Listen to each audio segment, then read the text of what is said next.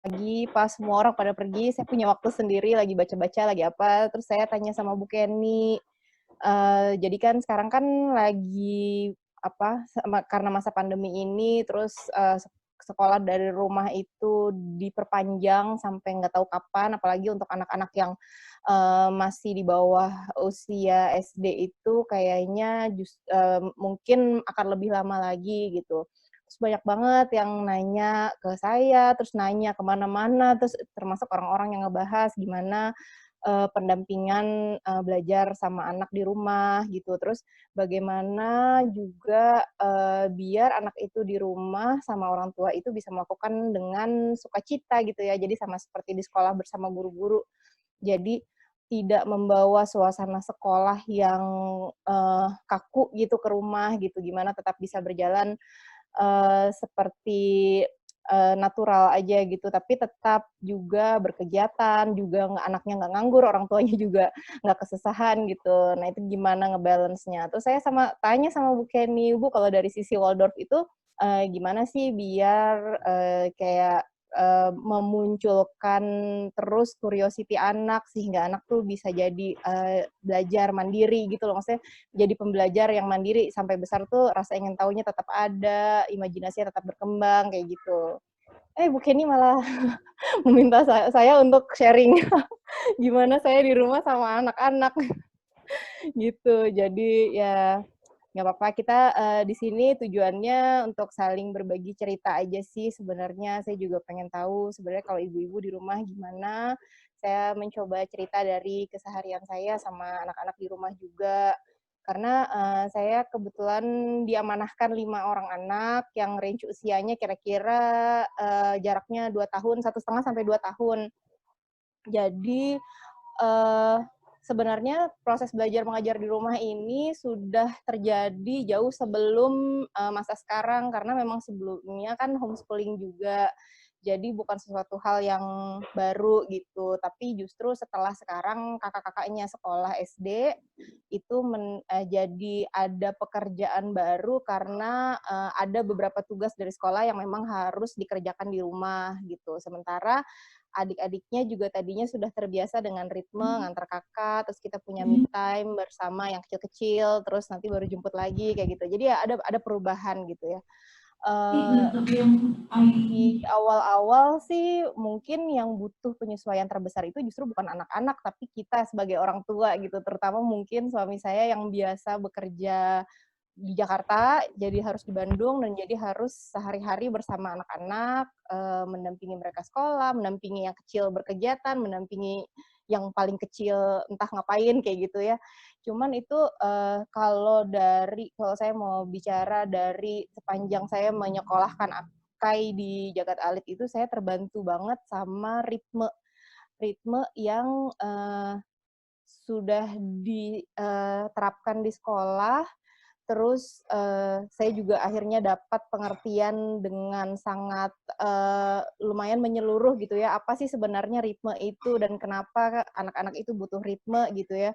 Itu yang saya benar-benar bawa ke rumah dan itu benar-benar membantu, saya, termasuk untuk, mengatur juga pola hidup saya sebagai dewasa gitu. Jadi nggak kelelahan, terus bisa tetap ya istilahnya bisa tetap waraslah mendampingi anak gitu ya.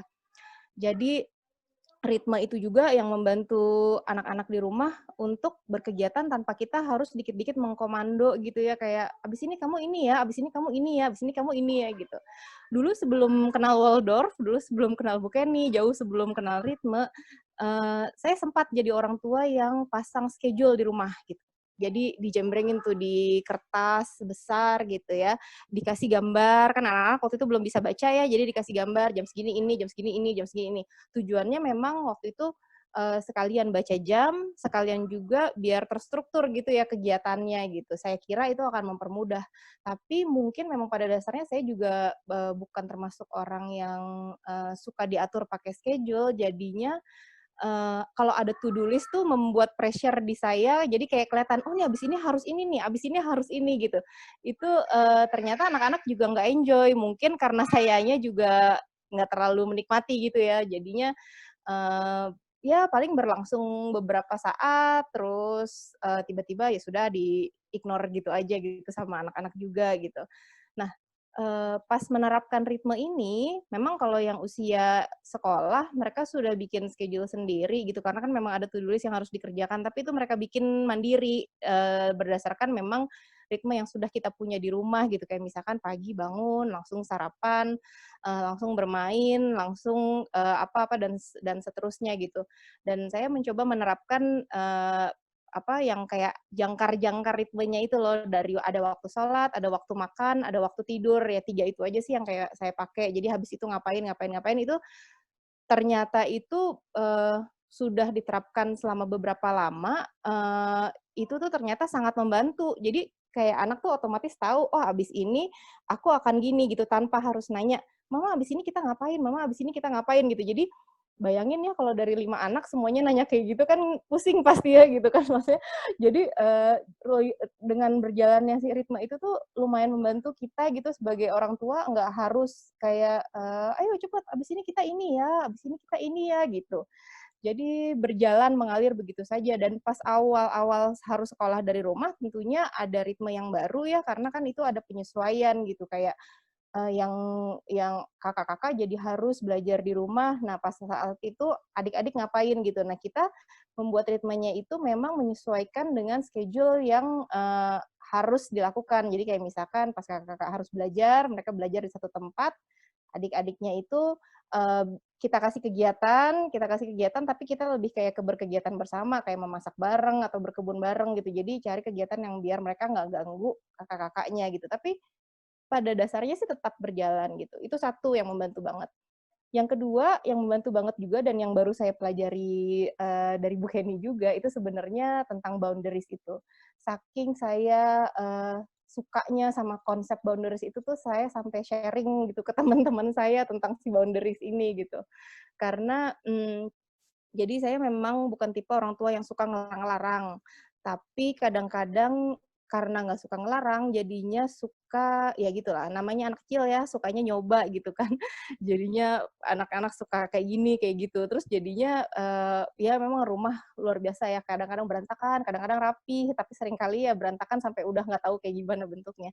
Nah, dengan si boundaries itu, bener-bener membantu, untuk kita tuh tidak terlalu sering melarang anak sebenarnya, karena larangan-larang itu sudah dibicarakan di depan dan dengan, apa namanya, sosialisasi yang seperti konsep boundaries yang waktu itu bukannya ini pernah sharing juga nggak sih kalau di sini ya?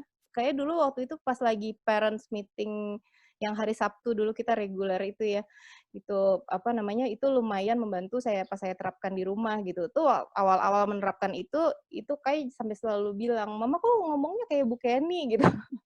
Tapi jadinya itu yang membantu akhirnya mereka tahu kalau, oh saya udah ngomong kayak gitu berarti itu memang batasannya gitu loh. Jadi, kalau saya waktu itu akhirnya membaca lagi soal boundaries, dibilang boundaries itu harus diciptakan seperti dinding bukan pintu. Kalau kita, dulu mungkin kadang-kadang kita strict, kadang-kadang di satu saat kita loose gitu, itu yang ngebuat anak sebenarnya bingung kan, kayak ya kayak pintu, kadang kebuka, kadang ketutup gitu. Mereka jadi bingung sebenarnya batasan mereka di mana.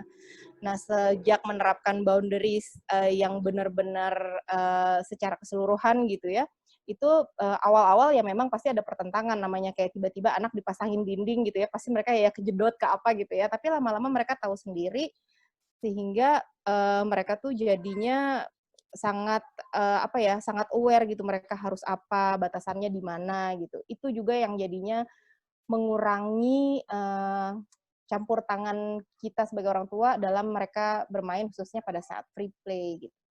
Sebenarnya yang mau di-sharing sama saya 2 itu aja ya, bagaimana sekolah itu sangat, mempengaruhi kehidupan saya di rumah, gimana saya akhirnya setelah menyekolahkan Akai, justru saya yang belajar banyak banget dan jadinya menerapkan apa yang saya dapat di sekolah ke rumah. Tapi bertahap, saya memang masih belum melakukan secara keseluruhan seperti kayak art, apa gitu, itu jujur saya belum melakukan di rumah secara keseluruhan. Tapi kalau kayak berkebun, woodworking, kayak gitu-gitu memang, sudah dilakukan. Nah, terus, tapi yang penting sih 2 konsep itu yang berusaha saya terapkan dan memang, setelah diterapkan itu membawa banyak banget, apa ya namanya, keteraturan, tapi juga membawa banyak banget, keseimbangan di rumah. Itu Bu Kenny kira-kira. Sharing-nya kayaknya sih cuman itu aja Bu, sebenarnya saya juga mau nanya banyak juga sama Bu Kenny. Oke, Gitu. ya. Terima kasih Bu Irna. Jadi, bentar. Ya, tadi Bu Irna cerita tentang ritme ya, Iya bener. terutamanya yang sangat membantu adalah mengenai ritme yang dulunya Bu Irna pakainya adalah schedule, to-do Schedule, list iya. ya, to-do list. Iya, to-do list yang terpampang nyata di tengah ruangan, besar-besar, pakai gambar sih, menarik mungkin, tapi ya ternyata tidak. Iya, Tidak untuk saya. betul. Ya, jadi ya memang kan kalau schedule itu berbeda dengan ritme ya. Kalau schedule tuh kayak cenderung kita tuh harus apa? Harus to stick sama yang kita jadwalin gitu ya. Bu Irna masih ada nggak nge-freeze Bu Irna? Halo? Ya sudah ya? Oke. Udah, heeh. Jadi kalau schedule Sip. kan kayak kita harus benar-benar mematuhi jam segini sampai jam segini, makan jam segini, ngapain jam segini, ngapain. Terus kita kayak yang terburu-buru gitu ya untuk Iya, betul. mematuhi schedule tersebut ya. Kesannya kan schedule kayak gitu kaku gitu ya. Iya. Tapi kalau ritme itu benar seperti yang tadi dibilang Bu Irna, ada jangkar-jangkarnya. Nah, kalau kita ingat kapal laut gitu kan ya, pakai jangkar ya supaya dia nggak hanyut ke tengah lautan lah ya. Tapi Iya. si jangkar itu kan bergoyang ke sana kemari, ke kiri, ke kanan ya, digoyang ombak, si jangkarnya bergoyang, si kapalnya juga bergoyang. Artinya dia nggak kaku gitu, dipatok pada suatu titik dan nggak bisa bergerak lagi. Tapi dengan jangkar itu ada patokannya yang bisa bergoyang-goyang, tapi ada kisarannya, jadi dia nggak bisa bergoyang terlalu Terlalu jauh, jauh. tapi juga dia nggak terpatok terlalu kaku lah gitu. Itu kira-kira tadi Bu Irna juga udah bilang bahwa ritme ini bikin kegiatan tuh mengalir gitu ya. Dan yang paling penting adalah memberi rasa aman pada anak. Rasa aman bahwa dia udah tahu gitu, oh abis makan tuh kita bakalan ngapain, oh abis beresin mainan tuh kita bakalan tidur siang, dan sebagainya. Itu. Kemudian juga Bu Irna tadi cerita tentang boundaries. Nah, saya sih Iya. ingat banget pertama kali Bu Irna datang ke Jagat Ali tuh Iya. segerombolan ya. 5 orang anaknya, Bu Irna, suami, sama kalau nggak salah ada siapa lagi ya? Ipar saya Nah, ya. ya, iparnya. Terus memang sangat seru banget gitu ngelihat anak-anaknya Bu Irna tuh berlarian ke sana kemari. Terus saya juga tukang ngepoin Instagramnya Bu Irna kan. Nah, yang memang waktu itu saya mikir wah asik Bu Irna membiarkan anaknya ini dan itu. Tapi kemudian mendengar bahwa Bu Irna pun ternyata terbantu oleh boundaries gitu ya, semakin meyakinkan saya bahwa memang boundaries itu dibutuhkan gitu. Kalau kita Iya, betul. nggak punya boundaries ya udah bablas aja gitu kan, si anak-anak tuh bablas aja. Dan boundaries itu adalah memang tugas kita sebagai orang tua, sebagai guru untuk memberikan rasa aman yang dirasakan anak melalui boundaries. Jadi dia nggak bertanya-tanya lagi, ini boleh nggak ya, itu Iya, boleh itu nggak dia. ya. Jadi kayak push the button-nya itu udah nggak perlu lagi karena dia udah tahu, oh ini naik tangga bolehnya sampai segini, lari-lari bolehnya di luar ruangan gitu kan, Iya, iya. ini. Nah, dan boundaries itu juga ritme beda-beda antar keluarga, tergantung nilai-nilai yang dipegang oleh suatu keluarga. Dulu saya ingat banget waktu makan bareng-bareng, makan sup tuh di mangkok gitu ya. Terus ini ada nggak orangnya di sini? Ya nggak ada lah, udah diomongin apa. Ada anak yang makan sisa kuahnya itu diuyup gitu. Iya. Gitu kan. Terus kalau kita di sekolah kan pakai sendok gitu ya, meskipun kuahnya tinggal sedikit, mangkoknya bisa dimiringin dan kemudian pakai sendok. Kemudian si anak itu bilang, kalau di rumah aku gini gitu kan makannya. Terus kita bilang, iya kalau di sekolah seperti ini. Dan kemudian kita ngobrol gitu ya sama orang tuanya. Dan memang di rumah ya nilai-nilai budaya ataupun keluarganya ya nggak apa-apa gitu ya, makan sup, sisa kuah sup pakai mangkok gitu. Dan ya udah itu anak bisa mendapatkan gambaran bahwa di rumah seperti ini, di sekolah seperti ini. Gitu kan ada ya beberapa budaya orang kayak orang Jepang gitu kan makannya yang tidak sama cara makannya dengan kita gitu. Jadi ya seperti itulah yang tadi disampaikan Bu Irna. Oke. Ibu-ibu boleh kalau ada yang mau sharing atau ada yang mau bertanya, mangga silahkan.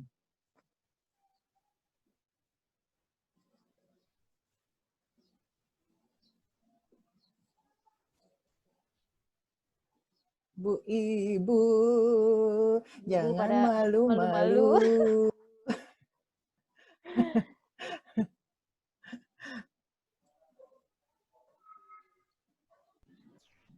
Ibu mau nanya. Boleh, Bu Keshan, mangga. Jadi, jadi saya tuh masih bingung sampai sekarang tuh kayak apa sih, gimana ngasih boundary sama anak. Katanya kan bilang jangan, tapi anak tuh kadang suka nyontoh temennya di komplek atau nyontoh kadang dia ngelihat apa video-video yang nggak baik lah kayak gitu. Nah, terus kita ngasih taunya tuh gimana gitu, biar tidak terlihat, maksudnya jangan gimana sih, prakteknya susah gitu. Cara-cara kasih boundaries yang seperti itu tuh ada tips and triknya nggak? Bahkan mungkin dikasih tahu kayak gini kalimatnya gitu, saya perlu kayak gitu, soalnya suka kehabisan kata-kata gitu kalau misalnya udah cranky, terus udah tantrum gitu tuh bingung gimana caranya bilang kamu itu tuh nggak baik kayak gitu tuh seperti apa gitu. Siapa tahu ada tips and trick yang udah pernah gitu berhasil. Makasih. Ya, makasih Bu Keshan pertanyaannya. Bu Irna mau dijawab? Saya mah langsung mute biar Bu Kenny yang jawab tadi. Waduh, gawat. Langsung ambil dari sumbernya. Oke, jadi gini, mungkin harus dari pangkalnya dulu. Ketika anak melakukan sesuatu yang kita tidak berkenan, kita berusaha untuk mengetahui dulu penyebabnya apa. Apakah anak itu cranky atau tantrum karena ada kebutuhannya yang belum terpenuhi atau enggak. Misalnya anaknya lapar, misalnya anaknya terlalu capek, kurang istirahat, kurang tidur siang, tidur malamnya terlalu larut gitu ya. Nah, itu dulu yang mesti kita sadari, sehingga ketika kita sudah tahu penyebabnya dan kita menghadapi anak yang seperti itu, kita tidak berpikiran bahwa duh bandel banget sih ini anak, aduh ngeselin banget gitu ya. Tapi kita punya empati terhadap anak. Oh ya, anak saya begini karena apa gitu ya. Sehingga nanti tindakan kita tidak akan serta-merta dalam tanda kutip menyalahkan anak. Nah, ketika sudah tahu penyebabnya apa dan terjadi suatu kejadian yang memancing emosi kita gitu ya, maka seringkali nih belakangan ini topik mengenai ini muncul ya. Kita tidak reaktif. Ya, jadi kita tidak reaktif, tapi kita berusaha memberikan respon. Reaktif tuh kayak gimana? Reaktif tuh begitu melihat suatu kejadian kita langsung bertindak. Begitu melihat anak lari-lari di dalam ruangan, langsung kita bilang, jangan lari-lari di dalam, atau larinya di luar. Nah itu seperti itu yang reaktif, yang langsung memberikan tindakan atau ucapan gitu lah ya. Nah tapi yang diharapkan adalah kita memberikan respon yang diperlukan. Caranya gimana? Waktu itu saya dapat sharing dari guru Kulila sekolah kindergarten di Waldorf di Jogja. Dia bilang ketika dia melihat, dia dulunya juga orangnya reaktif, tapi kemudian dia belajar, kemudian lama-lama ketika dia melihat anak melakukan suatu tindakan, dia akan diam dulu sampai hitungan ketiga kalau nggak salah. Sampai hitungan ketiga, tarik nafas, buang nafas, baru dia melakukan sesuatu atau mengatakan sesuatu. Nah itu memberi momen diam seperti itu sangat berguna bagi kita dan juga bagi anak kita. Seringkali gini, ketika saya punya ponakan gitu ya, terus udah gitu dia ngelempar mainan. Terus saya nggak bilang apa-apa, saya cuma diam sambil ngeliatin dia. sambil menatap ke arah dia, tapi tatapannya bukan tatapan yang tajam jutek setajam sembilu gitu ya. Kayak cuman diam aja terus ngeliat dia. Nah, dia karena saya lakukan ini tidak hanya sekali, berulang-ulang, dia udah tahu gitu. Kalau saya kayak gitu berarti ada sesuatu nih yang salah gitu. Dan kemudian dia akhirnya berhenti melempar mainan tersebut. Atau bahkan dia memberikan mainan itu pada saya gitu. Jadi kita diam. Nah, kalau misalnya kita diam, anak nggak ngerti juga atau dia masih melakukan hal yang sama, kemudian saya akan bilang kalimat positif. Kalau guru-guru di Jagat Alit, Bu Mela, Bu Irma juga sering melakukan ini. Misalnya bonekanya diual-ual, dibenyeng-benyeng, ditarik-tarik gitu ya. Kemudian kita bilang bonekanya mau istirahat dulu, dan kita kemudian mengambil boneka itu, dan kita juga ngambilnya dengan pelan-pelan, dengan lembut, pokoknya memperlakukan si boneka itu seperti bayi lah gitu ya. Dan kemudian kita menyimpannya di tempat tidur. Bonekanya mau istirahat dulu ya, seperti itu. Atau yang sering dilakukan kalau misalnya main pasir dilempar-lempar, kemudian kita bilang, apa Bu Irma bilangnya? Pasirnya di bawah ya. Pasirnya di bawah ya, atau hujan pasirnya sudah selesai. Hujan pasir sudah reda. Sudah reda, seperti itu. Jadi kita pakai kalimat positif, lebih bagus lagi kalau kita bisa pakai kalimat yang imajinatif gitu. Tapi memang untuk menemukan kalimat yang imajinatif, karena imajinasi kita tuh waduh kalah jauh lah sama anak ya, itu susah. Nah, saya punya beberapa kali pengalaman kayak gini. Ketika ada anak melakukan sesuatu yang saya bilang kayaknya itu nggak aman deh, kayaknya itu nggak boleh deh. Kemudian saya diam. Dan ketika saya diam, si anak itu yang memberikan petunjuk gitu ya, atau temennya yang memberikan clue gitu. Waktu anak-anak naik pohon mangga, ada 2 orang anak yang naik pohon mangga, sedangkan pohon mangga itu nggak cukup kuat lah ya untuk menopang 2 orang anak. Terus si anak yang saya diam masih mikir gimana ya caranya ngelarangnya gitu ya. Terus ada anak satu yang bilang, mangganya capek kan ngegendongin banyak anak gitu katanya. Terus ya udah teman-temannya akhirnya bilang oh ya cuma 1 orang ya yang boleh. Nah seperti itu. Jadi kayaknya kalau diminta tips and triknya ya momen diam satu adalah momen diam. Kemudian yang kedua adalah ya di momen diam itu kita berpikir mau mengatakan apa atau mengharap keajaiban gitu ya, bahwa si anak memberikan clue-nya sendiri gitu. Kira-kira itu sih Bu. Tapi memang sih kalau pada awal-awalnya kita juga sama guru-guru waktu awal-awal pusing mikirin ini harus ngomong apa ya. Tapi lama-lama juga kita terbiasa untuk tidak menggunakan kata jangan gitu. Iya. Nambahin dikit. Boleh. Pas lagi, dikit aja sih tapi, pas lagi nyampein apa yang kita mau, boundaries-nya itu kitanya juga harus yakin.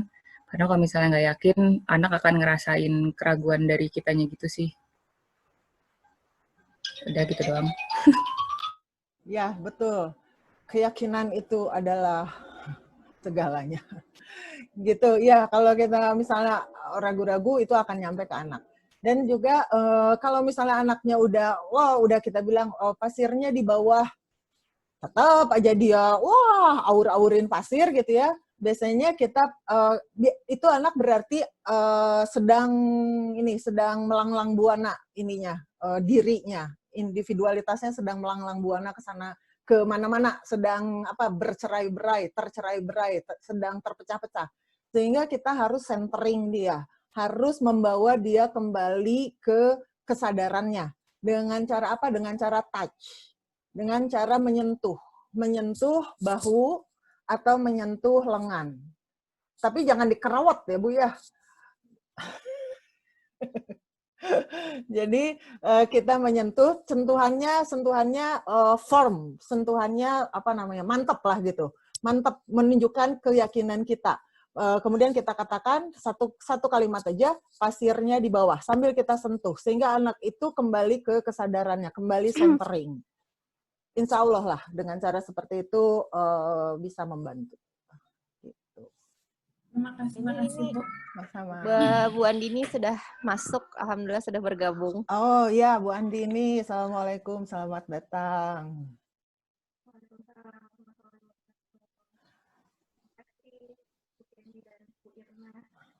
Iya, Bu Andini, suaranya kurang jelas. Apa mungkin kalau di saya kurang jelas, nggak tahu di yang lain. Sama Bu kurang jelas. Tapi aku dengar suaranya ini juga kurang jelas deh. Iya. Putus.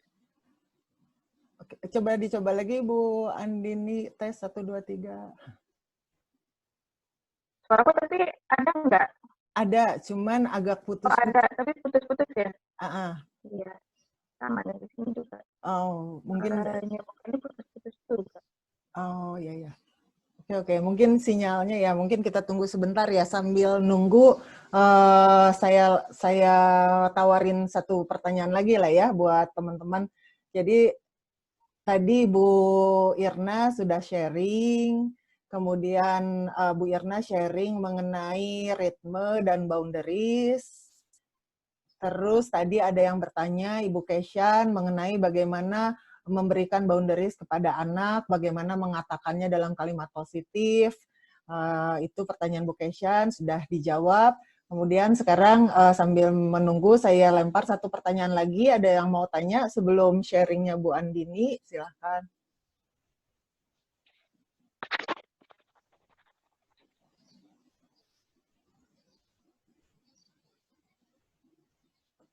Di sini ada Bu Mary yang saya baru lihat. Bu Melisa, Bu Meli juga. Silakan kalau mau bertanya atau mau cerita di rumah gimana. Kalau saya mah anak-anaknya udah besar-besar, 19 tahun dan 14 tahun. Jadi nggak perlu ngejar-ngejar lagi, bilang, jangan lari-lari, gitu. Nggak perlu saya mah. Tapi hal yang lain lah, gitu ya. Tetap harus itu mah boundaries di usia anak berapapun diperlukan. Jadi kalau anak saya usia segitu ya, dalam tanda kutip, kenakalannya atau kepusingannya di hal yang lain lah, gitu. Bangga, ada yang mau tanya atau sharing?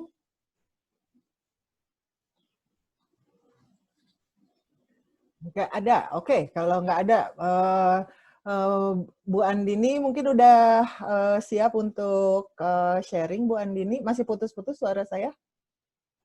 Iya, masih putus-putus. Tapi suara saya putus-putus nggak? Agak putus-putus, tapi jelas sih. Boleh ini volumenya mungkin agak dikerasin, Bu? Volumenya ya?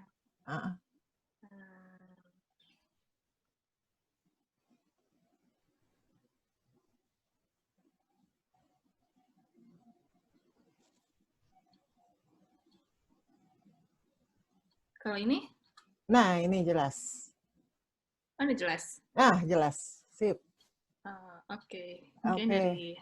Ya dah. Ya, alhamdulillah. Mangga, Bu Andini mungkin bisa memperkenalkan dulu, kemudian ya latar belakangnya, ceritanya, tinggal di mana, dan sebagainya, anaknya bagaimana, dan dilanjut dengan sharing yang lain. Mangga, silahkan. Oke, bismillahirrahmanirrahim. Perkenalkan ibu-ibu, atau ada bapak-bapak di sini, semua ya. Nama saya Andini. Teman-teman manggilnya Andin biasanya.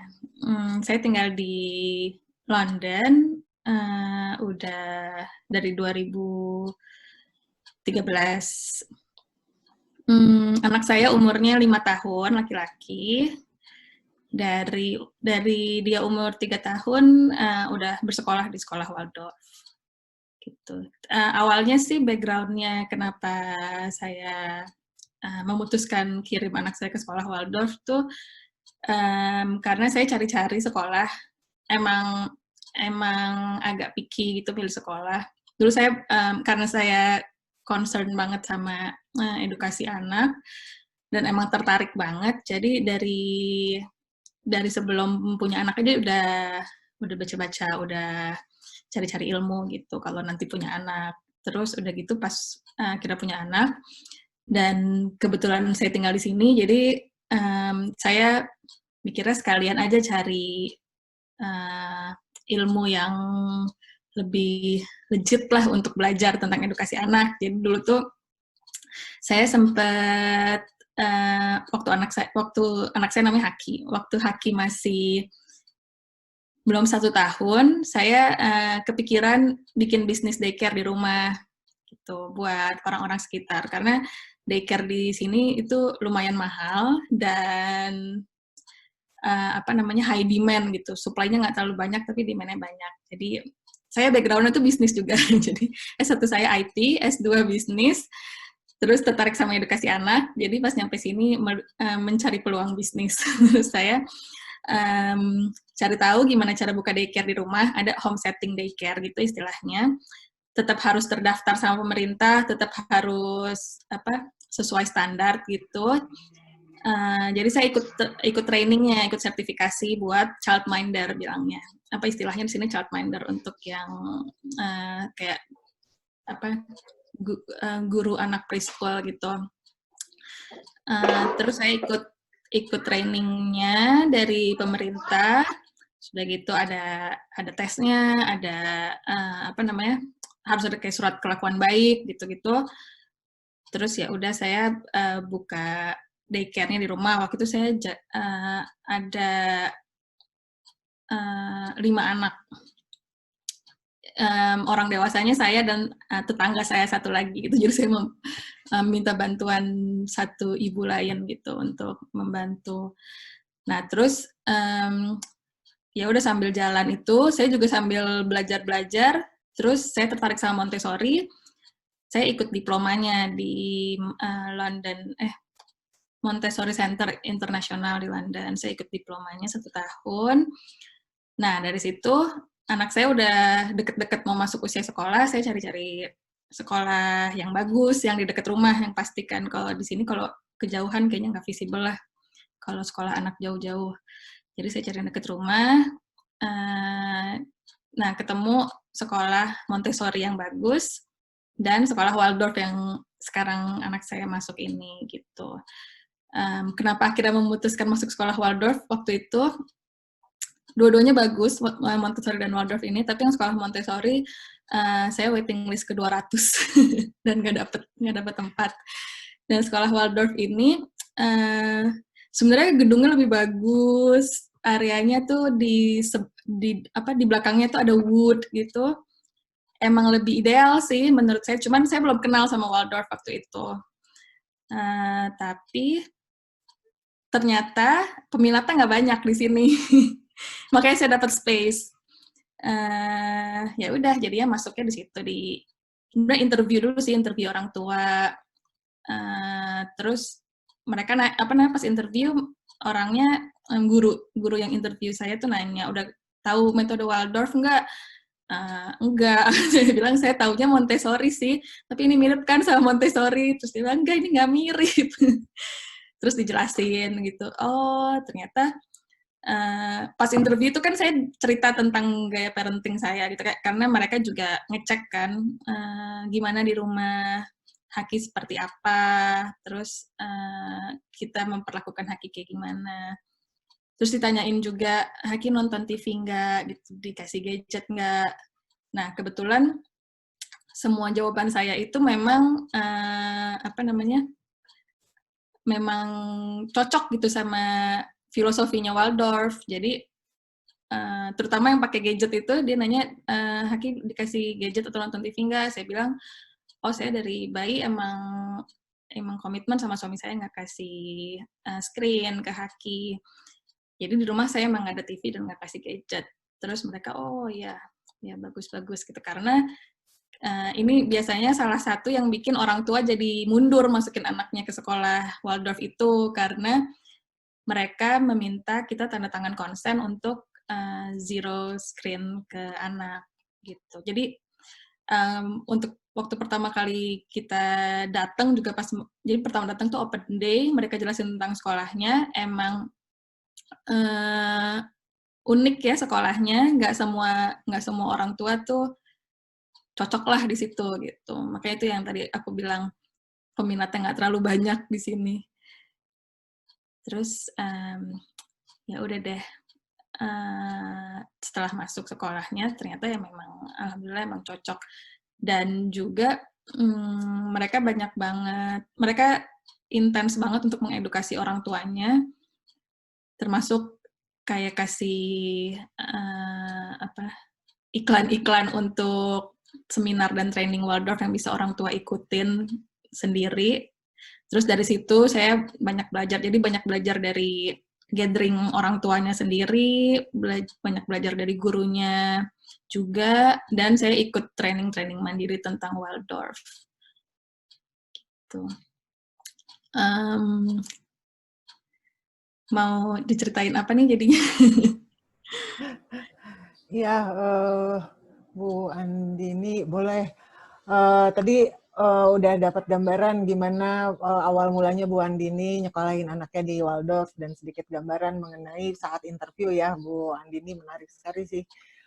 Sampai ditanya tentang gimana gaya pengasuhan dan kemudian kasih gadget atau enggak gitu ya. Dan memang pernyataan atau cerita Bu Andini mengenai unik sekolahnya, nggak semua orang tua cocok, ini menguatkan kita lah ya di Jagat Alit yang ya sebagai sekolah ya tentu kan salah satunya adalah mencari murid ya. Dan ketika usaha untuk mencari anak-anak itu memang penuh dengan tantangan, terutama edukasi orang tua gitu. Kita juga sempat mikir bahwa sekolah ini bukan sekolah untuk semua orang gitu. Artinya nggak semua orang cocok. Dan dengan cerita Bu Andini itu kita jadi ya bersyukur ya, karena apa yang kita pikirkan ternyata memang juga dialami oleh orang lain gitu, seperti itu. Nah, waktu kemarin tuh saya banyak ngepoin Instagramnya Bu Andini nih. Saya klikin satu-satu ininya, highlight-nya. Sangat-sangat menarik gitu ya. Saya mulai itu dari handworking, wah segala macam yang dibikin gitu. Terus ada juga mengenai child's reading ya, gimana pendapatnya Bu Andini tentang anak-anak yang belajar membaca di usia sebelum 7 tahun. Kemudian yang serunya lagi adalah cerita mengenai Haki sama cerita mengenai Waldorf at home. Nah, mungkin Bu Andini bisa sharing lah dari salah satu highlight itu. Dan saya cukup kagum dengan orang-orang yang bisa membuat Instagram story highlight yang begitu, aduh, hebat sekali. Intens. Itu pakai handphone Bu, apa di laptop, apa gimana sih? Jadi awalnya tuh emang karena aku waktu itu pernah sempet share sedikit, udah lama banget, tentang aku kuliah Montessori. Terus teman-teman Instagramku isinya teman-teman doang kan. Teman-temanku tuh pada, Andin, aduh ini bermanfaat banget. Andin janji ya sharing lagi gitu. Andin pokoknya harus kasih tauin kita yang di sini gitu. Terus aku juga jadi ini sih kepikiran terus kayak, oh iya gitu. Apa ya? Aku mesti asalnya dari Indonesia, tapi walaupun di sini tetap selalu ada di dalam hati itu selalu ada pengen kontribusi gitu buat di Indonesia. Tapi ya karena tinggal di sini kan ya kita nggak bayar pajak ke Indonesia, kita nggak bisa ya kalau misalnya mikirnya close minded, sebenarnya mikirnya kita ya nggak bisa ngapa-ngapain buat orang Indonesia, tapi ternyata ya bisa aja gitu kayak sharing kayak gini. Mudah-mudahan at least teman-temanku terbuka gitu pikirannya gitu. Jadi aku pakai handphone sih. Kadang-kadang biasanya ada teman yang curhat atau ada banyak yang nanya apa, terus aku suka gemes sendiri. Aduh sayang banget ya, coba kalau pada tahu gitu. Terus aku tulis di notes biasanya. Terus pas udah waktunya tidur, Haki dan suamiku aku share copy paste terus share di Instagram. Gitu. Pertama mungkin dari aku bersyukur banget bagian dari sekolah Waldorf ini. Salah satunya aku jadi dapat banyak ilmu-ilmu yang bisa aku share di Instagram juga itu. Karena kita kan Waldorf Steiner itu kan emang community based education ya. Jadi sekolah yang Waldorf Steiner yang sesungguhnya bahkan nggak ada head teacher gitu ya, nggak ada hierarki antara pangkat-pangkat di sekolah gitu, guru sama murid sama orang tua tuh sama gitu, kita keluarga. Jadi dari awal tuh juga pas open day aja mereka udah bilang kalau di sekolahnya Haki kebetulan tetap ada head teacher gitu. Kayaknya sekolah Waldorf lain di London tuh cuman nggak ada yang ada head teacher, cuman sekolah Haki ini aja. Itu head teacher udah bilang kalau nanti begitu masuk kita semua tuh keluarga. Jadi kalian yang orang tua ini harus kenal sama semua anak-anaknya karena anak-anak lain itu adalah anak-anak kalian juga. Mereka akan nyapa kalian akan nyapa mereka. Terus kalau misalnya orang tuanya misalnya nggak bisa jemput tepat waktu, ya kalian yang akan jemput gitu. Pokoknya benar-benar keluarga. Dan emang berasa dari sejak aku masuk ke sekolahnya, jadi begitu masuk kan anakku jadi paling kecil kan di kindergarten karena mixed age group itu. Jadi ada yang kan umur 3,5 sampai 6,5 tahun kalau di sekolahnya Hakim kindergartennya. Jadi pas aku masuk, aku adalah orang tua yang paling baru gitu di antara orang tua lain di kelas itu. Aku emang berasa langsung dirangkul banget, langsung jadi kayak keluarga, dan banyak banget waktu untuk kita bertukar pikiran, kayak pas jemput sama antar sekolah itu kita ngobrol gitu, ngebahas macam-macam. Udah gitu sama gurunya juga kayak rapotannya yang kasih report anak itu setiap term, setiap 3 bulan berarti. Kita ketemu bikin appointment. Tapi setiap pulang sekolah, kita selalu bisa rapotan gitu. Jadi setiap pulang sekolah, gurunya emang di depan pintu, terus kita pas dipanggil satu-satu buat dikasih anaknya, gurunya selalu bilang, kayak, oh Haki hari ini kayak gini, Haki hari ini kayak gitu. Terus aku bisa nanya apa aja, kayak nanya, nama gurunya kan Antonieta, aku nanya Antonieta, tadi malam Haki tidurnya susah gitu, terus benar-benar bisa dibahas detail, kamu sebelumnya ngapain aja, dia makan apa, kegiatannya apa aja, jadi benar-benar aku bisa kayak, edukasi gratis gitu pulang sekolah setiap hari. Terus udah gitu juga setiap term itu yang tadi kayak rapotannya. Dan juga dari satu term ada 2 kali istilahnya parents night. Satu term 2 kali tuh malam-malam kita kumpul parents satu kelas itu sama gurunya. Terus ya gathering aja gitu, kita ngobrol macam-macam, dari ngobrol tentang edukasi anak sampai kayak ngobrol tentang gelombang 5G gitu, bener-bener kayak keluarga gitu. Dan disitulah kita banyak banget dapat ilmu, kayak yang tadi salah satunya yang Bu Kenny bilang child's reading. Jadi gurunya emang biasanya kasih kita bahan jurnal atau paper yang bisa kita baca dan kita bahas, kita pelajari gitu. Dan aku untuk yang bagian child's reading itu aku bersyukur banget karena memang dari sebelum kenal metode Waldorf pun aku juga udah setuju sama yang namanya anak-anak nggak diajarin calistung sebelum mereka siap, dan mereka siapnya itu adalah setelah mereka 7 tahun, 6,5 atau 7 tahun. Karena memang logis aja gitu, dari riset juga banyak yang bilang kalau misalnya diajarin calistung sebelum waktunya sama setelah umur 7 tahun, nanti tuh di umur yang sama tuh umur 9 atau 11 tahun nih mereka sama-sama bisa. Jadi ngapain ngorbanin waktu mainnya anak buat ngajarin yang belum perlu gitu. Jadi nggak ada untungnya, dan ternyata kalau dipikir-pikir ada ruginya gitu. Ruginya adalah anaknya jadi kehilangan waktu main gitu. Jadi pas pertama aku kenal sama metode Montessori, oke, aku setuju karena mereka nggak akan ngenalin calistung sebelum waktunya. Memang disediain aparatusnya kalau di Montessori kan, tapi waktu itu guruku bilang kalau ini anak-anak yang nyentuh bagian numeracy sama literacy ini tuh biasanya juga setelah umur 6 tahun ke atas gitu, jadi kayak later stage di kindergarten. Jadi ya jangan khawatir karena emang mereka akan siapnya tuh masih nanti gitu. Jadi itu nggak akan dikenalin di awal. Aku iya setuju gitu. Berarti cocok lah sama Montessori. Terus begitu kenal Waldorf, mereka di Waldorf bahkan nggak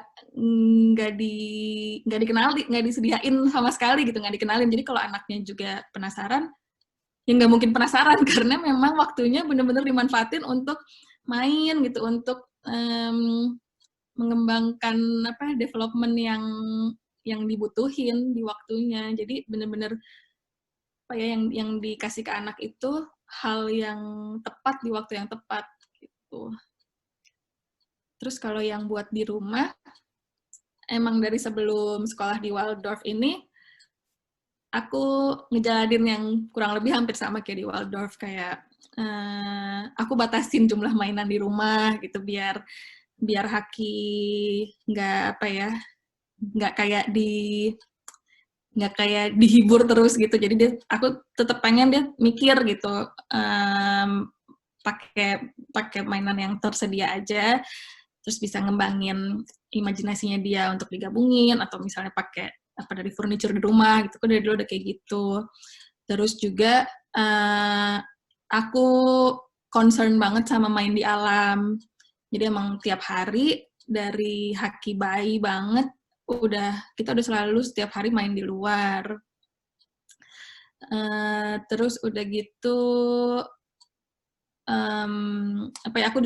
aku sama suamiku juga selalu berusaha mindful gitu sama Haki, respect, bener-bener peduliin banget perasaannya kayak gimana. Jadi nggak menganggap anak kecil itu sebagai human being gitu, nggak ngeremehin atau nyepelein cuma anak kecil gitu. Kayak misalnya mereka jatuh, aku nggak yang udah nggak apa-apa, nggak sakit gitu, tapi aku bener-bener aduh ibu tahu itu sakit ya gitu, bener-bener kayak ada di kubu dia untuk meng-acknowledge perasaan dia gitu. Itu kan sebenarnya di Waldorf juga gurunya kayak gitu banget gitu sama anak-anak.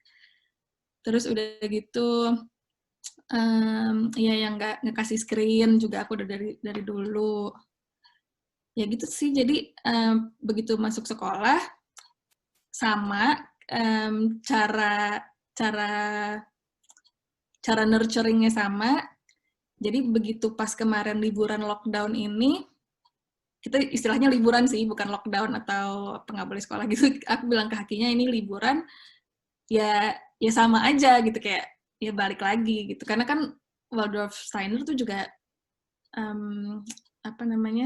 sekolah yang basisnya dari rumah gitu ya, a home that away from home gitu. Jadi sekolahnya adalah dibikin kayak rumah. Jadi begitu di rumah ya udah balik lagi kayak rumah biasa. Jadi pas liburan ini kemarin berbulan-bulan aku nggak ngerasa ini beban karena ini seperti yang biasa kita lakukan gitu.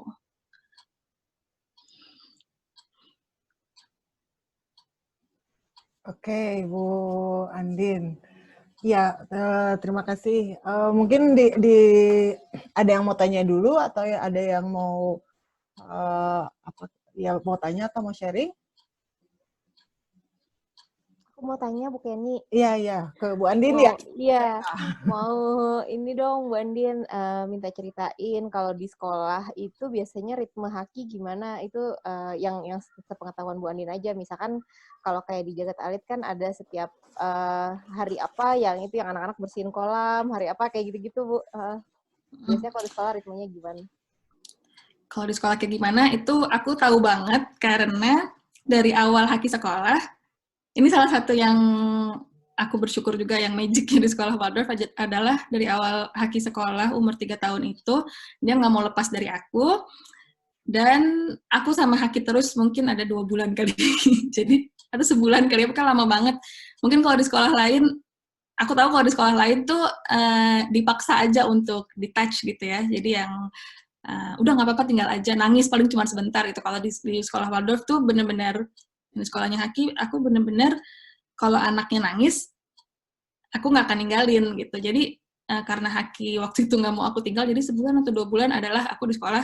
Mungkin anak-anak lain nyangka aku asisten teacher juga kali ya, jadi bener-bener aku ya ikut kegiatan di sekolah gitu. Karena di kelas kan emang setiap guru selalu harus kerja ya, selalu harus kelihatan kerja gitu, nggak cuma bengong atau ngeliatin doang. Jadi ketika aku ada di sana yang orang tua, aku juga sambil kerja gitu, kayak mereka selalu kasih aku kerjaan di hari itu kayak, Andi nih kamu ini ya kerjain apa, carding wool gitu, sisir-sisir bulu domba, ini buat project kita ya. Atau Andi nih kamu boleh tolong asah krayon gitu yang udah kotor-kotor gitu. Jadi aku cukup ini sih kayak magang lah di kelas itu.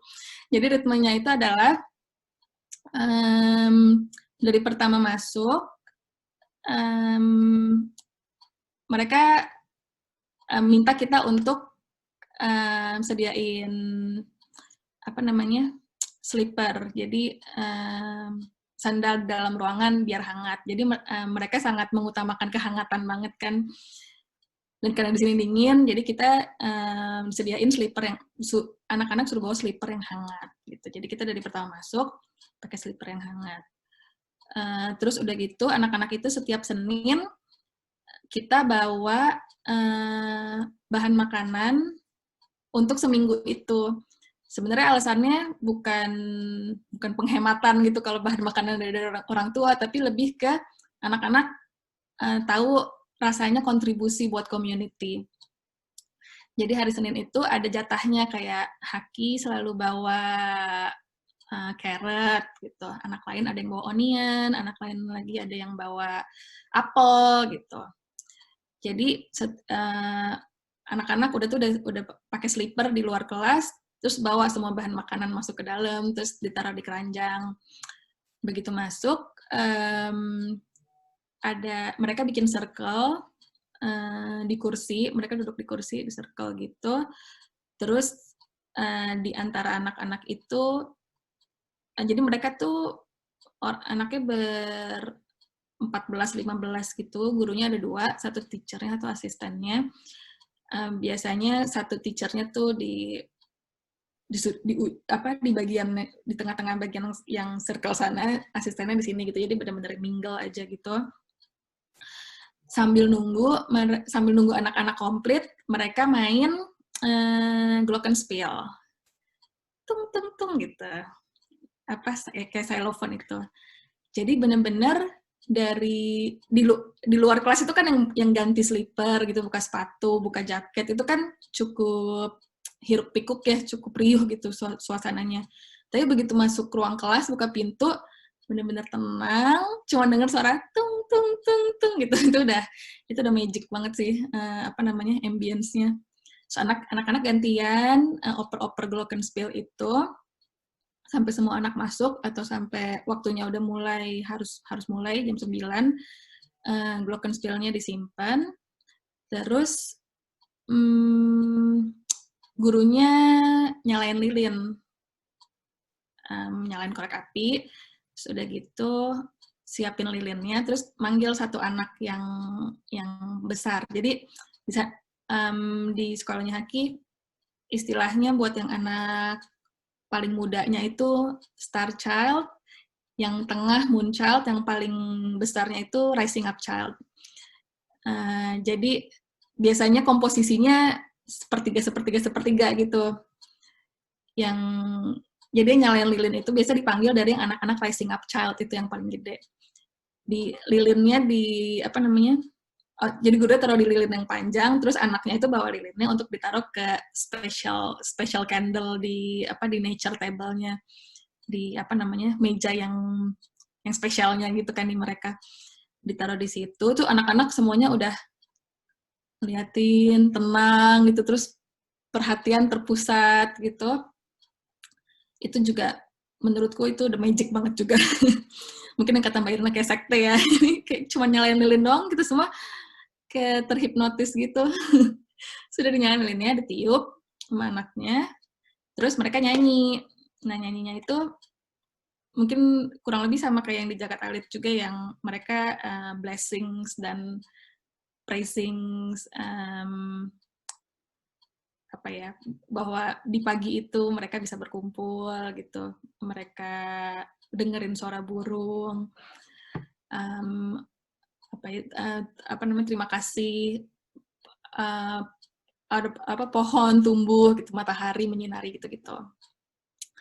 Terus udah selesai nyanyi, lilinnya dimatiin sama anak yang tadi, Terus yang aku juga amazed adalah setelah selesai nyanyi, kan tadi pas nyanyi tenang tuh, pas sudah selesai nyanyi, semua anak tuh langsung ngobrol gitu, cerita sama gurunya. Jadi kayak, Antonieta, Antonieta, gitu, kayak manggil-manggil, kemarin aku ke taman ini, gitu, atau aku kemarin ngeliat squirrel, terus, oh iya, terus gimana, gitu. Jadi benar-benar di komunikasinya, di apa namanya, diladenin banget sama gurunya, gitu. Terus gantian, iya aku kemarin apa, gitu, mamaku masak apa, gitu. Terus misalnya ada yang belum ngomong, bisa ditanya, Haki mau ceritain sesuatu gitu. Terus kalau nggak mau ya nggak apa-apa gitu. Cuman diajak lah, dirangkul gitu. Terus biasanya tuh anak-anak emang nggak berhenti ngomong kan, Antonieta gitu. Terus gurunya kayak, aduh aku pengen banget denger ceritamu, tapi kita udah harus nyiapin masak gitu. Kita udah harus potong-potong. Ayo kita pindah ke meja makan, sambil siapin kamu boleh cerita apa aja yang kamu mau gitu. Jadi aku dengernya ya ampun kayak di rumah banget gitu, kayak keluarga, kayak anak-anak cerita ke neneknya gitu. Terus ya udah mereka biasanya kegiatannya abis yang ring time itu ke meja makan untuk nyiapin makanan. Nyiapin makanannya beda-beda setiap hari karena mungkin yang kayak udah diketahui mereka ada rhythm mingguan juga kan, setiap hari Senin makannya. Kalau di sekolahnya Haki tuh berdasarkan makanan utamanya. Jadi hari Senin mereka rice, hari Selasa barley, hari Rabu itu millet, hari Kamis itu bread dari rye, tepung rye, hari Jumat itu oat. Gitu. Jadi mereka nama-nama harinya berdasarkan nama makanan. Jadi hari Senin tuh rice day, besoknya soup day, besoknya millet day, besoknya lagi bread day, besok lagi apple crumble day. Jadi oatnya itu dibikin apple crumble. Nah, jadi disiapin makanan berdasarkan apa yang mereka masak hari itu. Terus udah gitu, biasanya nyiapinnya sih potong-potong atau kayak kalau bread, apa namanya, knead the dough-nya gitu. Terus kalau yang tuang-tuang tepung, biasanya anak yang paling besar dikasih timbangan, terus mereka nakar-nakar sendiri, siapin makanan, jadi disesuaikan sama umur juga. Tapi kalau anak yang nggak mau, ya nggak apa-apa gitu. Kalau yang misalnya mereka, Haki bilang, Antonieta hari ini aku nggak mau masak, iya oke, nggak apa-apa. Gitu. Jadi Haki main yang lain gitu. Terus udah gitu, setelah siapin makan, mereka ada activity yang juga tadi kata Mbak Irna gitu, ada harinya beda-beda. Hari Senin itu mereka painting yang wet on wet. Hari Selasa itu mereka, aku nggak terlalu ingat, tapi pokoknya di lain hari ada yang ngerjain soft things gitu, entah jahit atau wool gitu. Terus hari yang lain mereka ngerjain yang hard things deh kayaknya, yang beeswax atau clay.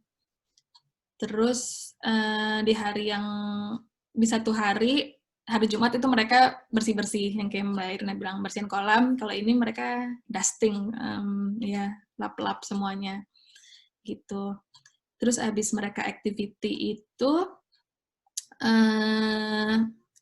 main. Sebenarnya tuh ya waktu mainnya kan apa ya, fluid aja gitu. Kalau mereka mau main mainan yang ada ya main. Kalau mereka mau ngerjain activity kerjain. Terus yang juga kerennya adalah kayak ngerjain soft things itu setiap anak kan beda ya ininya, apa namanya, ngerjain tingkat kesulitannya beda. Jadi untuk yang anak rising up child biasanya yang paling sulit cara ngerjainnya, dan itu gurunya biasanya one on one, bener-bener oke, hari ini aku giliran ngerjain sama Haki misalnya. Jadi gurunya bener-bener di sebelahnya Haki, terus ya assist ngerjainnya bersama, 1 atau 2 anak lah maksimal. Jadi anak yang lain ya main bebas aja gitu. Itu juga aku ngerasanya kayak di rumah kita punya banyak anak aja gitu. Kita pas ngerjain hal yang susah, ayo sini ibu ajarin kakak dulu gitu. Gitu. Terus abis itu abis main-main, misalnya jadwalnya mereka ke toilet. buang air. Terus pas balik lagi ke kelasnya, mereka ring time lagi, itu nyanyi-nyanyi dan ada storytelling dan nyanyi. Nah, di saat itu tuh biasanya nungguin makanannya matang. Sambil nungguin makanannya matang. Terus pas udah selesai story dan nyanyi-nyanyi, ya mereka makan bersama. Kayak biasa tadi yang nyalain lilin, nyanyi, berdoa, praising gitu. Pas udah selesai makan, cuci tangan, terus yang anak rising up child-nya, satu anak bagian cuci piring. Jadi satu anak ada tugasnya buat cuci piring, dan yang lainnya main di luar. Tapi yang cuci piring paling kayak mungkin cuma 1/10 dari waktu main keluar yang dikorbankan gitu. Abis itu dia nyusul main keluar. Ya udah main keluar. Lama, bebas gitu. Balik lagi ke kelas. Oh, tadi yang ring time tuh cuma nyanyi-nyanyi doang, Deng. Habis yang main keluar, balik ke kelas, gurunya story tiap hari tuh story-nya sama dalam 1 minggu, kecuali hari Jumat gurunya puppet show. Jadi gurunya puppet show story yang diceritain berulang-ulang itu. Dan yang juga aku amaze-nya tuh, karena story-nya diulang-ulang terus sih ya, anak-anak tuh jadi kadang di hari ketiga keempat itu gurunya ngomong, anak-anaknya ikut ngomong gitu. Jadi ikut kayak kayak sing along bareng gitu. Jadi karena udah hafal, anak-anaknya ikut ceritain story-nya gitu sambil lihat-lihatan, sambil senyum-senyum. Terus pas puppet show, jadi anak-anak ya udah tahu ceritanya, tapi kan beda ya medianya. Tadinya cuma suara, sekarang ada visualnya. Anak-anak tetap fokus dan engage banget. Terus ya udah deh, diulang lagi berikutnya. Itu aku ngerasa itu kelasnya magic banget sih. Jadi waktu pertama open day, kita ingat pertama kali masuk sekolahnya yang kita langsung berasa adalah bau bahan makanan. Jadi itu aja kan dari bau udah keciri gitu, menghangatkan banget anak-anak, keinget lah gitu bau makanannya. Terus udah gitu aku juga pas pertama kali masuk amazed sama ketenangannya di kelas. Tapi begitu anak keluar kelas, ya mereka teriak-teriak, lari gitu. Jadi kok anak-anak tuh gurunya juga tenang aja, nggak yang teriak-teriak, nggak yang usaha gitu. Tapi anak-anaknya tuh kayak udah tahu tempatnya gitu, kapan harus tenang, kapan harus teriak-teriak, kapan boleh lari-lari, kapan enggak. Itu ya mereka udah kebawa aja sama suasana, sama aku lihat juga mereka kebawa sama kakak-kakak yang udah rising up child sih, karena kan yang rising up child itu berarti udah 3 tahun di situ, udah ngerti lah ya rules-nya. Jadi anak-anak yang kecil karena look up banget sama kakak-kakaknya, ya ngikutin aja gitu. Gitu sih. Rhythm di kelas. Wah, terima kasih Bu Andini. Saya sendiri ini berkat pertanyaan Bu Irna. Jadi banyak dapat insight ya mengenai ritme di sekolah di sana gitu ya. Yang ya sebagian juga kita lakukan, tapi sebagian juga mungkin karena perbedaan kondisi atau apa kita nggak melakukannya gitu. Oke. Dari cerita tadi Bu Andin rasanya udah banyak sekali. Masa sih nggak ada yang mau nanya ya? Gimana ibu-ibu, apa ada yang mau nanya? Aku, Bu. Ya, Bu Ratna silahkan. Bu Andin, kalau di sekolah sana ada nggak sih anak yang kesannya kayak insecure gitu, kayak pemalu? Karena kebetulan anakku mungkin paling pemalu di sekolah ini. Mengingat kebudayaannya kan beda juga ya di Indonesia sama di sana. Itu Bu Andin.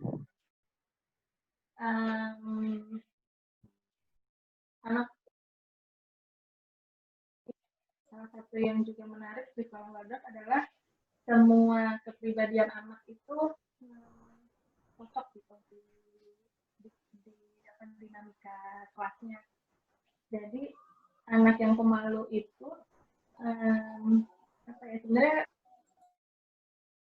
label pemalu itu juga agak kurang tepat ya, mesti di stress lagi gitu, apakah misalnya pemalunya karena diam, apakah anaknya diam karena nggak suka ngomong, atau misalnya anaknya diam karena nggak ekspresif, itu sebenarnya kan macam-macam juga. Itu ya karena yang kayak keluarga itu, jadi kalau anaknya emang Agak putus-putus. Ya.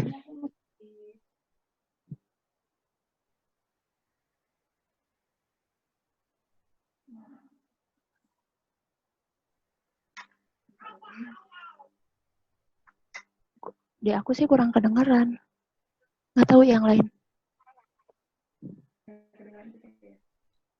Iya Bu Andin, nggak sejelas yang tadi. Tadi pas terangin masih jelas. Kalau sekarang kayaknya satu ini ternyata nggak begitu.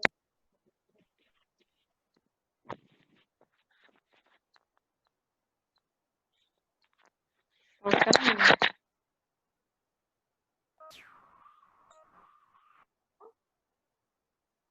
Masuk belum?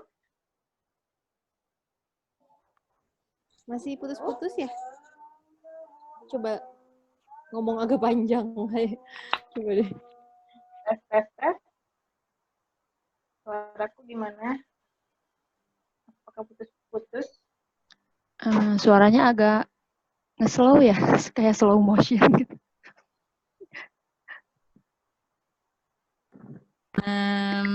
Kayak nge-lag gitu. Nah, sekarang kayaknya ada. Sekarang udah? Iya, udah. Ya. Aku lihat kalau yang dari anak pemalu itu mungkin lebih ke yang diem atau nggak mau gabung, nggak mau main bareng gitu misalnya ya.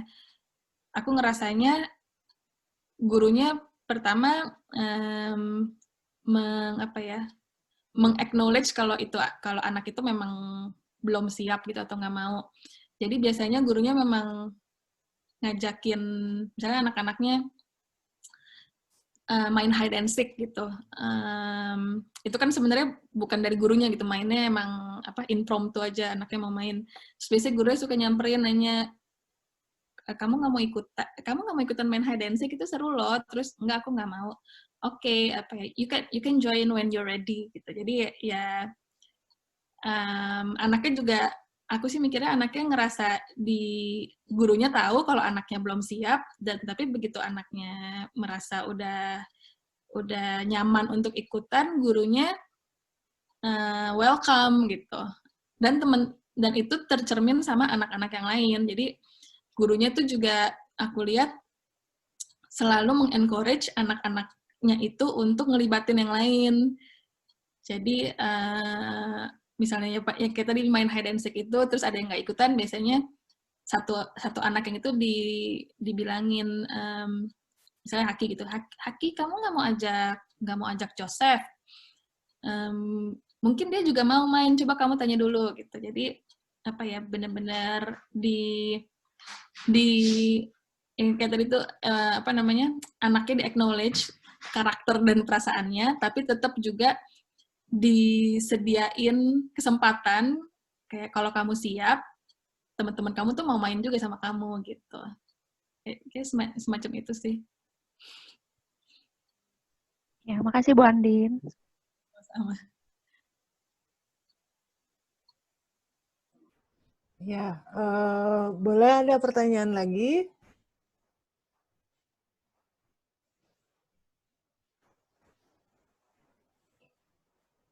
Mungkin nambahin sedikit, center dari kelas itu tuh emang bener-bener gurunya. Gurunya itu aku akui memang hebat-hebat banget, bener-bener. Kebetulan kalau yang di sekolah Haki itu guru-gurunya rata-rata udah pada berumur, dan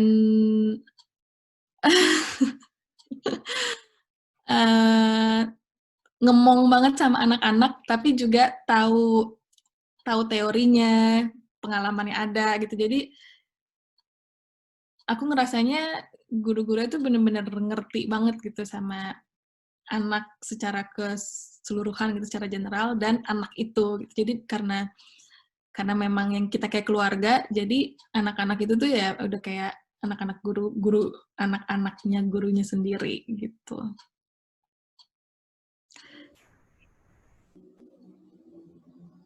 Oke. Ada lagi, Bu? Hebat seperti guru jagat alit kayaknya ya, Bu ya. Amin. Ada lagi yang mau tanya? Ini kalau apa namanya, mungkin ibu-ibu juga yang ngedampingin anaknya di rumah. Sekarang kan lebih banyak mendampingi anaknya di rumah gitu ya, karena waktu sekolah yang terkendala ya, terus juga yang klub Rabu, klub Sabtu. Biasanya kalau hari Rabu atau hari Sabtu bersama anaknya datang ke Jagat Alit untuk bermain. Kemudian ibu-ibunya juga ada berkegiatan bikin craft gitu ya. Sekarang kegiatan itu belum bisa dilakukan gitu. Nah, banyak juga yang bingung seperti kata Bu Irna tadi, ngapain nih di rumah. Kalau lihat Bu Irna, Bu Andin kayaknya jauh dari kebingungan itu ya. Karena tampaknya selalu aja ada hal yang bisa dilakukan, sesederhana apapun itu gitu kan. Nggak harus crafting, istilahnya nggak harus crafting membuat sesuatu, tapi yang namanya kayak house chores itu kayaknya juga jadi menu andalan ya. Jadi menu andalan. Saya baca satu di highlight-nya Bu Andin mengenai house chores, asal jangan sampai kita tujuannya adalah mengerjain anak gitu ya. Child labor ya. Child labor gitu kan. Tapi kita maksudnya adalah untuk mengajak anak, kemudian juga anak menjadi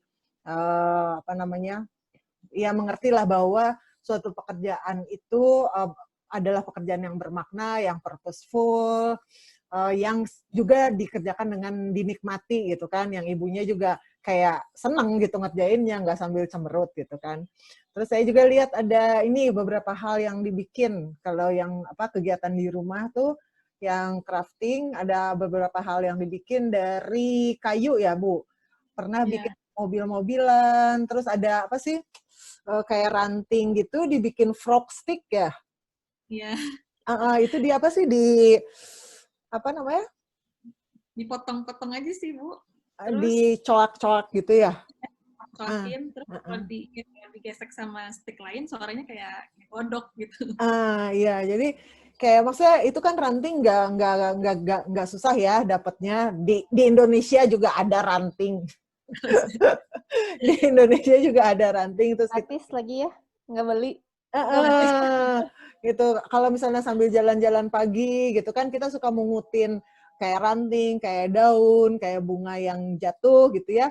Nah itu kan bisa dimanfaatin, nggak cuma dipungutin udah gitu udah aja dibuang, tapi bisa dimanfaatin kayak bikin frog stick itu. Terus ada bikin whistle ya buat manggil burung. Nah itu dibor ya Bu ya? Dibor pakai hand drill. Iya, pakai bor manual. Ada juga yang palm drill ya, yang pakai aja gitu. Itu juga beda skill ya. Itu pakai tangan, kalau hand drill kan seluruh kayak satu tangan gitu. Oke, jadi iya. Jadi kayak woodworking gitu. Terus saya juga lihat ada bikin ini wet felting ya Bu, bikin ulet-ulet yang gendut-gendut dan panjang-panjang.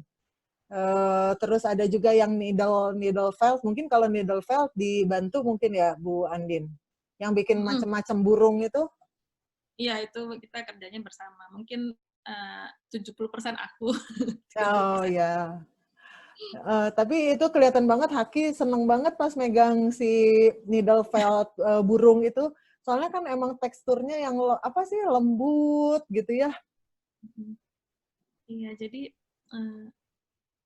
kalau aku boleh share, dulu tuh sebelum yang liburan lockdown ini, emang gurunya udah kasih ide gitu, di rumah mainannya kayak apa. Jadi gurunya tuh udah, dan disesuaikan sama ini ya, sama apa, interest dan kapasitas anaknya. Jadi kayak yang aku bilang pas rapotan itu, gurunya bilang, coba kamu ini deh, kamu lihat mainan ini, lihat mainan itu, gitu. Kamu coba cari tahu caranya bikin ini, bikin itu. Jadi itu apa ya, inspirasi buat aku. Terus gurunya juga sesuaiin sama observasi dia ke anaknya. Kayak misalnya, Haki itu fokusnya cukup panjang. Jadi kalau kamu kasih aktivitas ini, kayak apa, felting itu, dia bisa kok, dia bisa lama ngerjainnya gitu. Terus kayak menjahit itu juga, gurunya juga kayak ngasih tahu, kamu coba jahit yang sederhana aja, nggak usah yang susah-susah, karena ya Haki juga masih umur segitu gitu. Jadi jahit yang masuk keluar aja, nggak, kan ada yang blanket stitch gitu yang lebih susah, atau apa tikam jejak itu kan lebih ribet lagi. Ini cuman yang penting nempel aja gitu. Jadi gurunya ngasih saran gitu buat ngerjain apa di rumah. Terus yang sulam itu juga gurunya yang ngasih tahu kayak kita di sekolah ngerjain juga buat anak yang gede, tapi Haki tuh selalu penasaran. Ini belum saatnya Haki ngerjain gitu. Jadi emang kalau aku sukanya di sekolah Waldorf, kalau emang belum waktunya ya nggak usah diburu-buru gitu, nggak usah dikarbit lah anak biar bisa. Jadi dia bilang ini emang belum waktunya, cuma aku lihat kayaknya Haki bisa gitu. Coba kamu ajarin dulu yang untuk sulam itu, coba kamu bikin dulu kayak kursi dibarisin beberapa kursi atau beberapa cushion itu, beberapa bantal, terus Haki ngerasain nyulam pakai badannya gitu. Jadi dia yang zigzag terus balik lagi gitu. Itu penting anak bisa ngerasain cara nyulam pakai badannya sendiri dulu sebelum pakai tangan. Kalau misalnya pattern-nya udah bener, itu berarti Haki udah dapet gitu caranya. Dia bisa tuh ngerjain gitu. So, udah aku beli alatnya dulu, aku ngerjain dulu sendiri, terus Haki kan anak nggak selalu tertarik gitu ya, tapi kalau misalnya ngeliat orang lain ngerjain kan suka penasaran, pengen cobain. Terus ya udah aku cobain yang mainnya dulu, yang kelilingin cushion itu. Terus ya pas dia ngerjain, karena yang kata gurunya kalau dia udah siap, berarti kan dia udah bisa tuh ngerjainnya, jadi nggak stres gitu. Ternyata ya emang bisa pas ngerjain itu pas waktunya, dan dia nggak susah, dia menikmati, jadinya enjoy aja ngerjainnya sampai lama gitu. Juga dia mau aja. Mungkin beda sama anak yang belum waktunya, terus kesusahan, jadi stres, malah jadi hilang interest gitu buat ngerjain itu. Orang tuanya juga mungkin jadi stres juga, kayak udah deh dia emang nggak bakat di situ misalnya, padahal ya mungkin belum waktunya aja gitu. Terus weaving ya Bu, weaving menganyam ya, bukan sulam ya. Ya, bukan sulam. Kalau sulam saya juga nggak bisa Bu. Terus udah gitu, ini kebetulan pas yang liburan lockdown kemarin ini, dari sekolahnya Haki itu programnya adalah setiap 2 minggu di hari Senin mereka sediain craft pack. Jadi ada 3 sampai 4 kegiatan craft yang disediain bahannya dan dikasih tahu caranya. Masih ada nggak ya, nyimpen nggak ya? Oke, ini kan ada di sini. Ini dia kasih kayak craft pack kayak gini, pack, isinya itu bahan-bahan sama bahan-bahannya, cara ngerjainnya tuh di kertas gitu. Jadi sama sekali kita nggak pakai gadget gitu, nggak ngeliat email. Terus ada story juga buat kita bacain ke anaknya.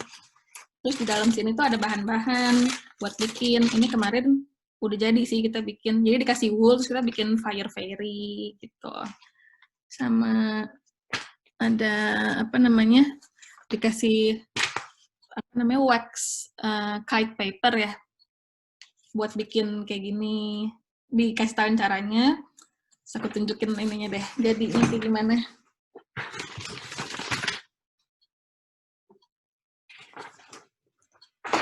Nah, jadi kayak gini, di lem-lem gitu. Terus menariknya dari craft pack itu kan jadi bahan-bahan buat crafting sama ada story-nya. Nah, dari semua craft-nya itu berhubungan sama story-nya, jadi kita bisa bikin puppet show dari semua craft itu untuk sesuai story-nya gitu. Itu menarik sih, aku menikmati. Udah gitu gurunya itu ia kan ngasih craft pack ini selama liburan lockdown, dan kita dibikin Google Classroom buat orang tuanya aja. Gurunya share story-nya, recording story-nya dari suara gurunya. Kata gurunya, di sekolah kan mereka selalu ceritain anaknya. Jadi kalau mereka dengerin suara gurunya, itu bisa semacam comforting lah buat mereka gitu. Tapi kalau gurunya bilang kalau orang tuanya nggak setuju gitu dengan ngedengerin cerita dari gurunya, ya nggak apa-apa. Cuman aku cobain ke Haki, emang ternyata Haki suka banget gitu. Aku juga ngedengerin suara gurunya cerita tuh juga ternyata menenangkan ya gitu. Jadi Haki juga suka mau lagi gitu, kayak pas lagi waktunya kayak sore-sore udah capek gitu, Ibu Haki mau denger ceritanya Antonieta gitu. Padahal sebenarnya ceritanya aku juga tahu gitu, aku juga bisa ceritain, tapi dia pengen denger suara gurunya gitu. Jadi bisa aku setel. Udah gitu gurunya juga dari setiap cerita itu yang mereka share, cerita yang berupa rekaman, cerita yang berupa teks yang supaya orang tuanya bisa ceritain, mereka juga bikin puppet show juga. Puppet show-nya itu mereka videoin puppet show-nya. Terus banyak orang tua yang emang nggak mau liatin. Itu kan sebenarnya juga sama kayak video ya ke anak gitu. Banyak orang tua yang nggak mau ngeliatin ke anaknya, kata gurunya ya emang ini bukan buat anaknya, itu ini buat orang tuanya kalau kalian mau bikin puppet show bareng anak gitu, atau kalian mau yang puppet show-in ke anak gitu. Terus ya udah jadinya aku dapat bayangan gitu gimana bikin puppet show ke Haki. Jadi awalnya aku pengen bikin puppet show ke Haki, tapi ternyata Haki maunya dia yang puppet show. Jadi ya dia yang bikin gitu, aku sama suamiku yang nonton. Jadi emang kalau di sekolahnya sendiri, anak rising up child itu yang paling besar itu yang bantuin gurunya untuk puppet show, jadi adik-adiknya nontonin. Jadi emang mungkin Haki kan anak tengah, anak yang moon child itu, jadi dia emang mupeng gitu kali, ingat kakak aja puppet show, jadi pengen ngerjain pas di rumah nih ada kesempatan gue bisa ngerjain. Jadi dia pas di rumah udah Haki yang puppet show gitu, ibu sama ayah duduk aja nonton, jadi dia yang puppet show sendiri gitu. Ya, oke. Wah, saya juga ngelihat itu yang Haki puppet show, Bu. Waduh, ini props-nya juga lucu-lucu banget, dibikin sendiri kan ya itu ya. Iya. Oke, Bu Irna, kita waktunya sampai besok apa sampai lusa? Terserah Bu Kenny. Ini ada pertanyaan loh dari Pak Iwan. Oh, saya apakah emang ada semacam raport semesteran kalau di sana katanya? Ada per term itu. Per term 3 bulan ya? Itu, tapi rapot gurunya kirim email sebelumnya, rapotan hasil reportnya tuh agak-agak formal, sesuai sama Diknas kalau di Indonesia ya. Kalau di sini istilahnya Ofsted. Jadi Ofsted punya template yang mesti diisi, kayak misalnya physical development-nya gimana, terus social development-nya gimana, itu ya diisi agak formal gitu sih menurutku. Itu yang kita dapat rapotannya itu. Jadi mungkin kalau di Indonesia kayak buku rapotnya tuh tetap ada yang formal, tapi begitu kita ketemu itu jauh lebih meaningful gitu, yang diceritain sama gurunya tuh reportnya ya bener-bener gambaran yang sesungguhnya banget gitu, nggak cuma template dan diisi.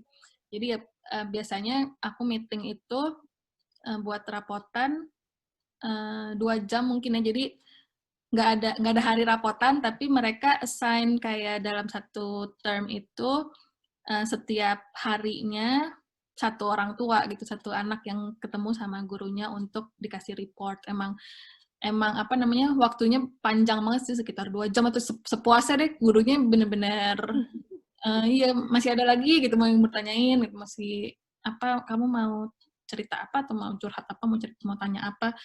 Jadi 2 jam tuh mungkin minimal gitu, ada juga yang lebih panjang lagi. Dan gurunya emang waktu gurunya tuh disediakan untuk ya selain ngajar di sekolah, di kelas juga untuk itu apa, report ke orang tua gitu. Oke, makasih Bu Andin. Mungkin kita batasin waktunya ya Bu Irna sampai 10 menit lagi. Jadi sampai 15.45 lah ya kira-kira. Mungkin Bu Andin juga ada keperluan lain. Ada yang mau ditanyakan lagi Bu Ibu?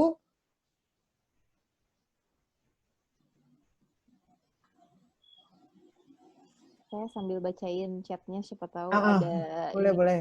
Saya mah kalau nggak dari bisa. chat banyak yang penasaran tentang, gara-gara tadi ada yang mention tentang Waldorf at home-nya Bu Andin.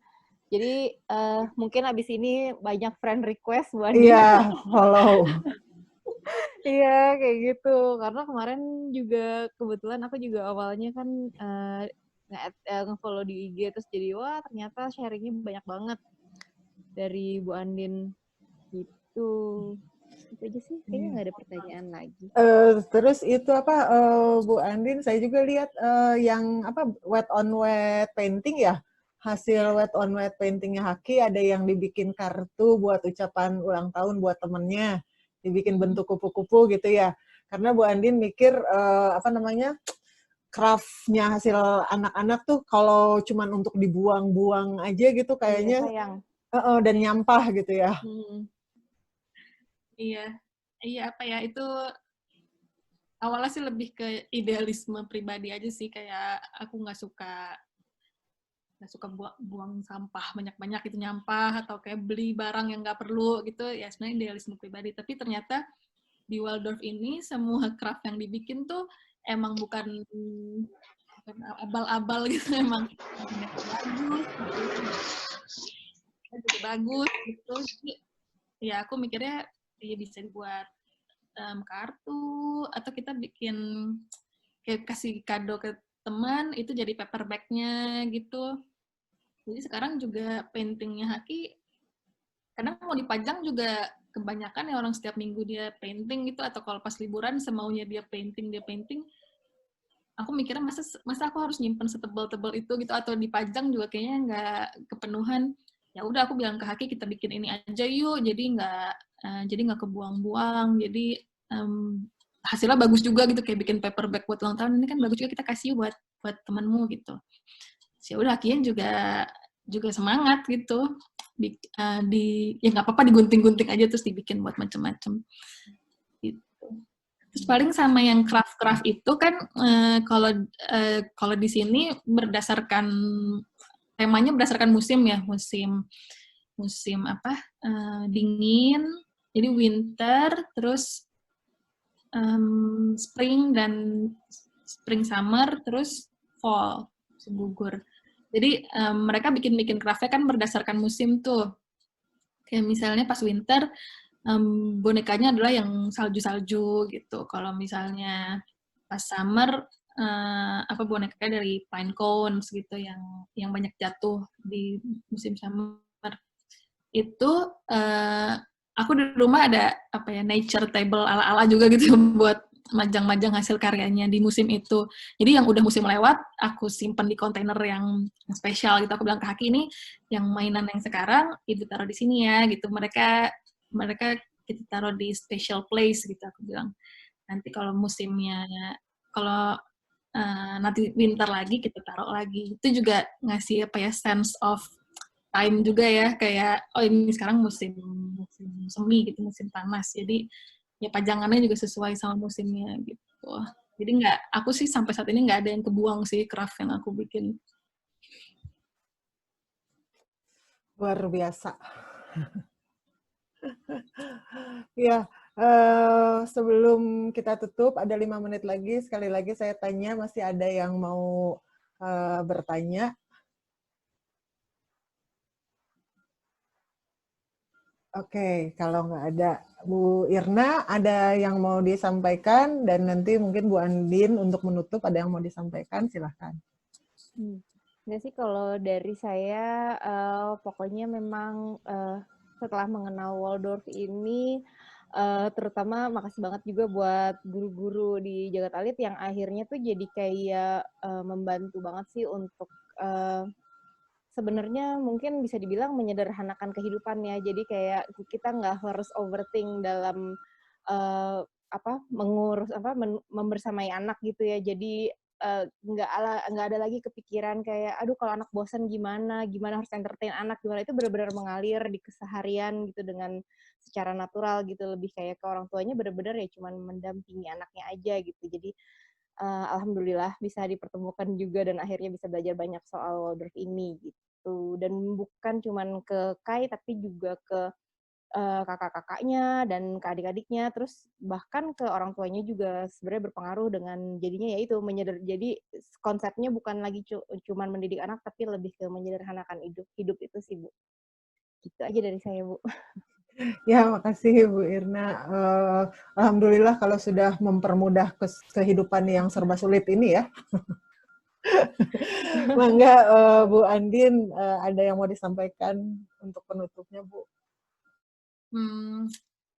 Iya, makasih udah dikasih kesempatan buat share. Walaupun beda negara gitu, beda kultur, tapi sebenarnya prinsip mendidik anak itu ya sama aja gitu. Saya inspirasi bisa datang dari mana aja, dan nggak dari Waldorf ini tuh aku juga lihat kayak nggak keterbatasan itu bukan alasan gitu, karena ya emang yang kayak Bu Irna bilang, parenting itu ya sebenarnya simple, tapi untuk simple itu ternyata memang sulit kan, karena ya butuh pengetahuan juga untuk simple, untuk nggak panik, untuk bombardir anak dengan segala macam ilmu yang canggih-canggih atau mikir susah untuk kegiatan apa ya hari ini tuh sebenarnya ya kayak Bu Irna bilang tuh simple, ngalir aja. Jadi ya untuk kayak sekarang liburan yang lama ini tuh disyukurin aja, karena kita bisa kok guru-guru yang di sekolah Waldorf itu tuh mengimitasi apa yang dari rumah gitu. Jadi ketika sekarang kita di rumah aja, ya sebenarnya kembali memaksimalkan fungsi rumah yang sesungguhnya gitu. Jadi ya semangat lah. Oke, ya terima kasih sekali lagi Bu Andin. Nanti saya sih sebetulnya masih sangat ingin mendengarkan cerita Bu Andin ya, dan juga sepertinya pengen pokoknya banyak nanya lah. Jadi ini kode-kode buat Bu Andin supaya nanti kalau diajakin ngobrol lagi boleh ya Bu? Insya Allah. Itu udah ada yang request katanya minggu depan lagi katanya. Tuh, ya Bu Ratna. Bu Ratna nih on fire. Dari tadi semangat banget kayaknya ya. Ya, nanti kita Iya, Bu Andin. Kayak ini deh, kita ngobrol-ngobrol lagi, kita kabarin kalau misalnya ngadain sesi ngobrol-ngobrol lagi nih sama Bu Andin ya, sama Bu Irna juga. Oke, ibu-ibu terima kasih untuk waktunya. Semoga kalau buat saya sih banyak banget ya yang jadi masukan yang pokoknya seru lah, udah nggak bisa diungkapkan dengan kata-kata. Nanti kalau ada waktu lagi kita akan ngobrol-ngobrol lagi. Selamat menikmati sore hari. Kalau di sini sore, kalau di Bu Andin berarti siang ya, menjelang siang. Iya, pagi Bu, jam 9:30. 9:30 ya. Selamat beraktivitas, sehat-sehat semuanya, tentram, aman, damai, sentosa. Sampai bertemu lagi. Terima kasih semuanya. Assalamualaikum warahmatullahi wabarakatuh. Waalaikumsalam warahmatullahi wabarakatuh. Warahmatullahi wabarakatuh. Oh ya, terima kasih juga. Waalaikumsalam warahmatullahi wabarakatuh. Bu Irna dari yang udah meminjamkan Oh ruang iya. virtualnya nih Bu Irna. Sampai Nggak ada bisa, batasan waktu ya yang Bu iya, Irna? benar. Bukan nama saya Bu, ini saya juga pinjam punya teman-teman, punya bersama. Nanti boleh ngadain acara bersama Bu Irna. Iya, boleh.